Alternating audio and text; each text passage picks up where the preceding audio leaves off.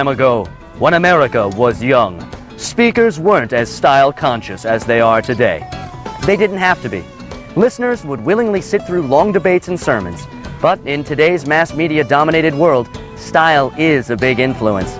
You can bet rhetorical events of long ago would have been a lot different if speakers had to heed today's strict emphasis on style. The challenger is a Republican. The incumbent is a Democrat. But when these two minds go head-to-head, it's all out war. Lincoln, Douglas, Douglas, Lincoln. Watch the Lincoln-Douglas debate live from Illinois. A house divided against itself cannot party down. Style is a pattern of choices that distinguishes one speech from another. How you use language is really what determines the style of your speech. One of the biggest differences between speaking and writing is that you can't go back and revise a speech, and listeners can't go back and hear it again. Because of this, there's a higher chance that there'll be more verbal clutter in an unpracticed, unprepared speech than in a paper. So, here's a few pointers that might help enhance the style of your speech. Clarity! Clarity of speech is important. The more concrete words and images you use, those which your audience can easily grasp, the clearer your speech will be. And what makes for clear speech? Here are a few things to shoot for. Well, first off, it's a good idea to limit your use of technical terms and jargon. And that's neurolinguistic psychochemistry in a nutshell. They'll only clutter up your message if your audience is unfamiliar with them. Remember, your audience hasn't prepared as extensively as you have for this speech, so don't make it difficult for them. You don't want to dumb down the message. This is a scalpel. It works like a knife. Now, does anybody know what a knife does? Just don't be too wordy. It's also a good idea to speak in the active voice. The active voice focuses on who does what. Conversely, the passive voice concentrates on what was done. Listen to the difference. Active voice. Captain Handsome saved the baby! Passive voice. The baby was saved by Captain Handsome! You see the difference? The active voice makes for a stronger speech. Rhythm. Rhythm is the sense of movement or pacing within the speech. A good way to create a sense of rhythm is through repetition. That doesn't mean you should be redundant when you speak, saying the same things over and over, bringing up the same points again and again, just going on and on about the same old information time and time and time again. Just know that it's a good idea to repeat your purpose as you go through the body of your speech. Repetition helps emphasize key points, enhances the audience's ability to remember, and helps a listener understand the overall structure of a speech.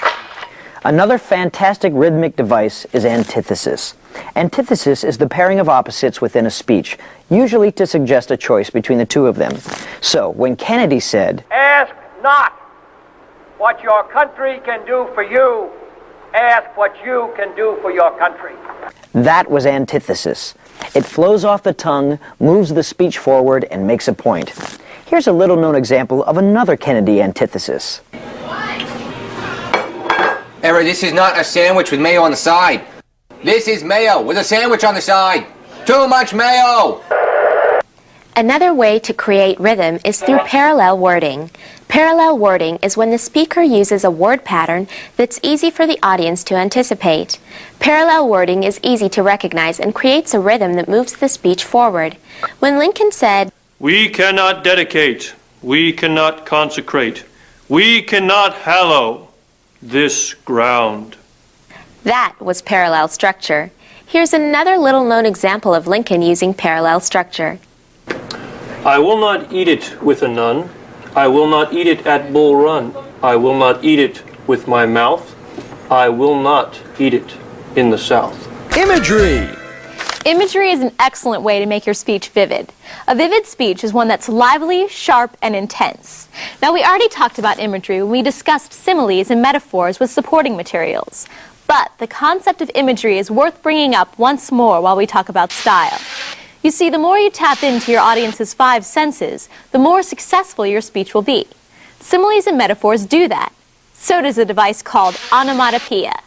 Now, I know onomatopoeia sounds like an exotic and cruel name to give your child. But onomatopoeia is actually the term for any word that actually makes sounds like its meaning. Words like moo and woof and bubble and buzz.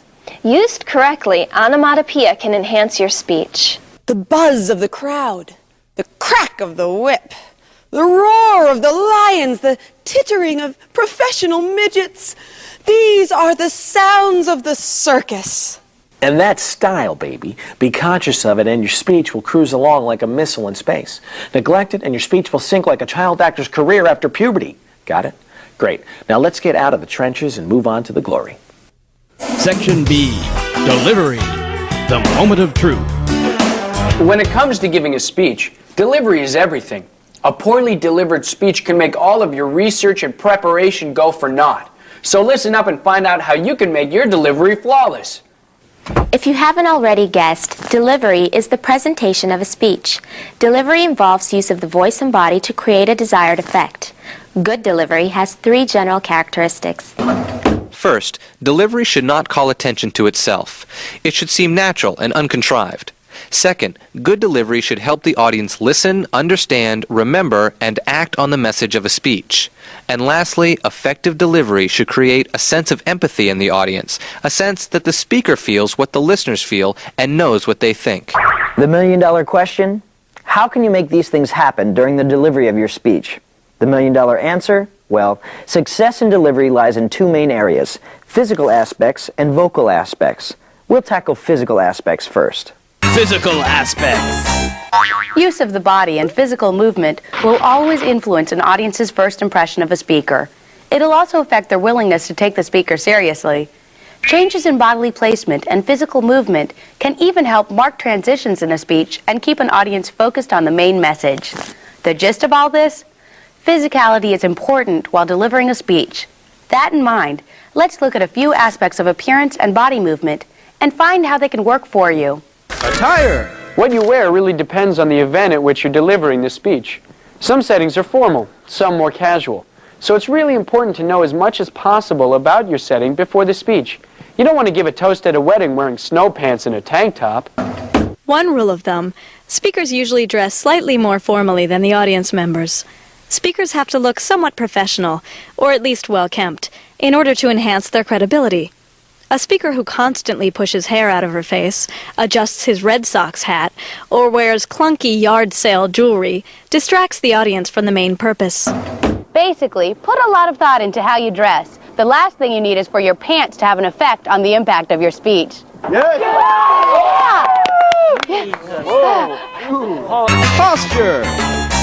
Posture is another major physical aspect of public speaking. How you carry yourself affects your audience's opinion of you. When you speak, make sure you stand up straight but not rigid. It's never a good idea to shift your weight from one foot to the other, and try not to cross and uncross your legs. Also, make an effort not to lean forward onto the desk or podium. Just take time to make yourself comfortable before a speech. You can make yourself comfortable by breathing naturally and standing with your feet roughly shoulder length apart. Your posture should say, "Doggone it, I'm stable," and "By Job, I'm assured." The trick of it is, you should be relaxed without looking sloppy. If you can hack it, your speech will improve that much more. Body placement. A lot of the time, speakers trap themselves behind a podium. They cling to it and use it as a crutch. This is limiting. If you're speaking from behind a podium, it's a good idea to step away occasionally. You don't want the podium to be a barricade between you and the audience. Movement in the direction of the audience shows you trust them. Movement's also a good way to make clear transitions within a speech. If you're moving on to discuss a different point, movement of your body can let the audience know that. Gestures. Gestures are equally important in the physical presentation of your speech. Gestures are the movements of your hands and arms during your speech, and they're used to emphasize your ideas. Incorporating gestures into a speech is sometimes a problem for speakers. Speakers are usually pretty conscious of their hands. A lot of the time they have no idea what to do with them. Fidgeting, clenching your fists, and any other unintentional hand motions will do nothing but distract from your speech. Well-timed, well-conceived hand gestures can really enhance a speech. Facial expressions. Facial expressions are bound to be an important part of your speech. If you're talking about something sad, you're going to look sad. If you're talking about something frustrating, you're going to look angry. And if you're talking about how great celery is, you're going to want to convey a look that says, "Hey, I enjoy celery." In any case, you want to make sure that your facial expressions are appropriate to the subject matter of your speech. Somebody who smiles all the way through a serious speech will lose their credibility real quick.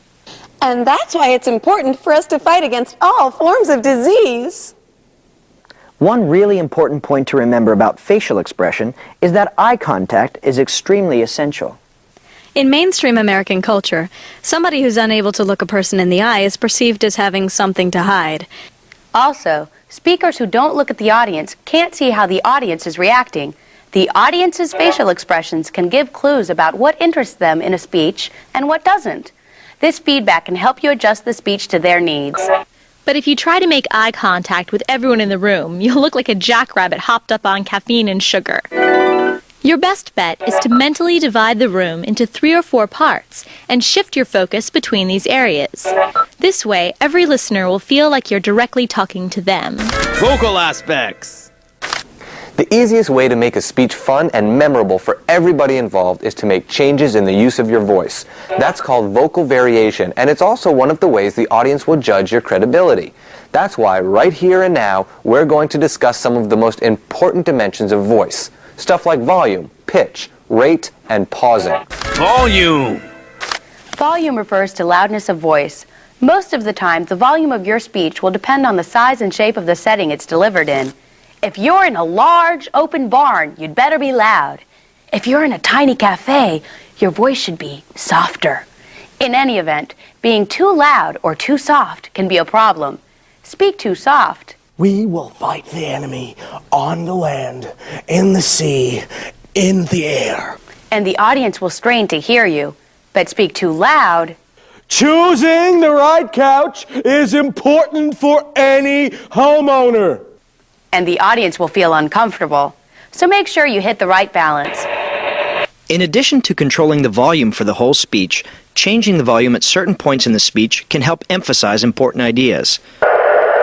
Raising your voice stresses a really dramatic or important point, and lowering your voice causes the audience to really concentrate on what's being said. Use these techniques wisely. They're valuable tools indeed. Pitch. Pitch is the placement of voice on the musical scale, ranging from high to low. You know, like in singing. A soprano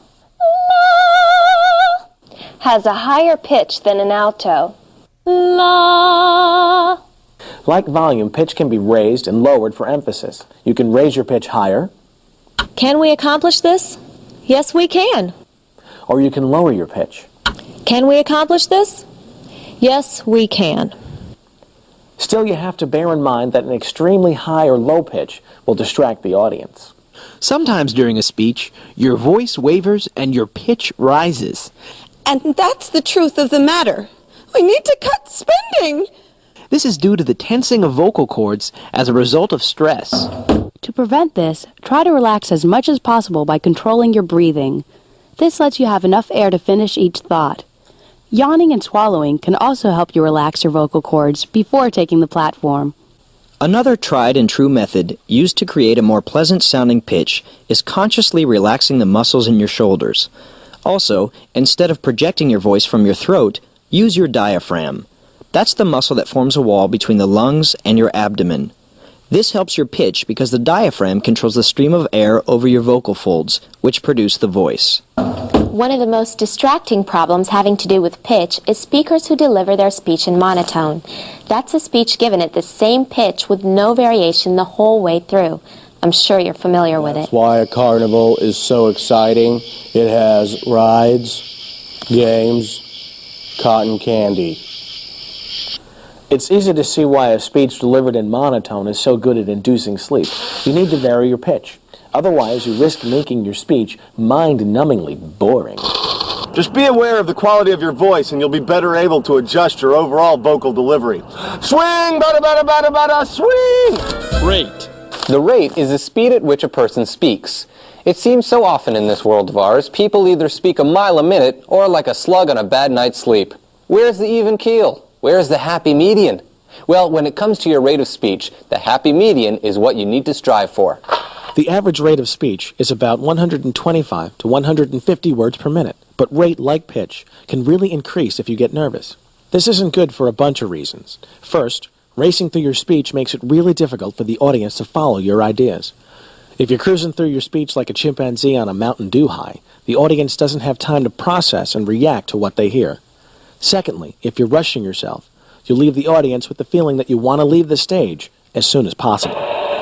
If you need to slow down your rate of speech, controlled breathing will help you relax and put on the brakes. But don't overcompensate and go too slow. If you go at a snail's pace, you'll give the audience a chance to write shopping lists in their head or possibly remember that they left the stove on. So keep that rate even, unless you have something you want to emphasize. A lot of the time, varying your rate can be critical. For example, slowing down your rate can communicate serious, calmness, or sadness. And if we don't save our environment, who will save us? While speeding up your rate can convey suspense or anger. Lumberjacks cut down trees every day.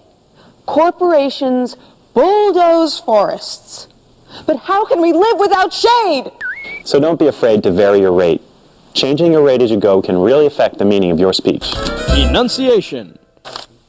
Enunciation is kind of similar to articulation. Enunciation is precision and distinctness in sounding words, so you have to make sure to speak distinctly. Then again, just like everything else, this rule isn't gospel. Some people over-enunciate, speaking in an overly precise fashion. George Jefferson. Who is he, and what does he have to do with you? This can come off as pompous and condescending. That's bad. Over-enunciating will only take away from your message, so try to speak distinctly, but naturally. Enough said. Pronunciation. Pronunciation is the way of speaking a word which is generally accepted and understood. There's a lot of ways to mispronounce a word. There's accenting the wrong syllable. We must strive to ban nuclear weapons. There's pronouncing a vowel short when it should be long, or vice versa. We must strive to ban nuclear weapons. And then there's messing up the word altogether. We must strive to ban nuclear weapons. There's no doubt that mispronunciation can affect a speech negatively. It can prevent your audience from understanding the meaning of a word, or it can call attention to itself and reduce your credibility. The audience will wonder if you really know your stuff when you can't pronounce the words in your own speech. So, if you're unsure about the pronunciation of a word, make sure you look it up or substitute another word in its place.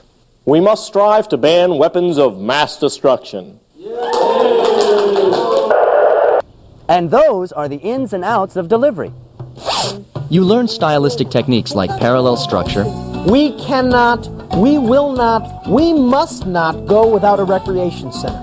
Antithesis. The question is, not how can we save our money, but how can our money save us?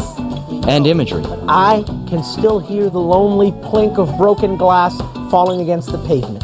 You also got the heads up on rate. Anyone will tell you we must quickly charge forward. And volume. But the naysayers will tell you a community center wastes money. You've learned the most important basics of vocal delivery. Keep them in mind and the audience just might fall down at your feet. Jim, they'll yell, or Terry, or whatever your name is. Your speech is so good, we would like to buy you lunch and give you money.